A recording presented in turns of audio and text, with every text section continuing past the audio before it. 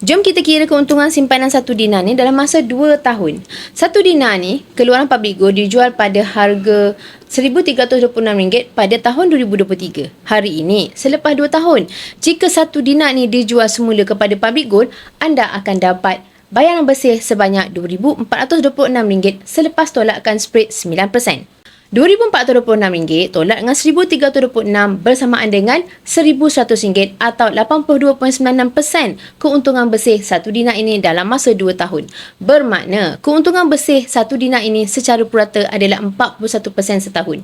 Jika anda simpan RM1,326 di ASB dengan dividen secara purata adalah 5.2% sepanjang 2 tahun lalu, anda hanya akan untung sebanyak RM138 je atau 3 kali ganda kurang berbanding keuntungan emas. Untuk simpanan jangka pendek kurang dari 2 tahun, lebih sesuai disimpan di ASB atau tabung haji kerana dividen yang agak baik dan tak ada spread yang dikenakan. Tetapi, simpanan jangka panjang lebih dari 2 tahun lebih menguntungkan apabila anda simpannya dalam bentuk emas macam ni walaupun selepas tolakan spread, iaitu selisih harga. Bagi yang ingin memulakan simpanan atau ingin mengalihkan sebahagian dari simpanan duit anda ke dalam bentuk emas fizikal macam ni, anda boleh rujuk video yang telah saya pinkan untuk 5 langkah daftar akaun Public Gold dan saya akan bimbing anda dalam cara terbaik simpanan emas anda.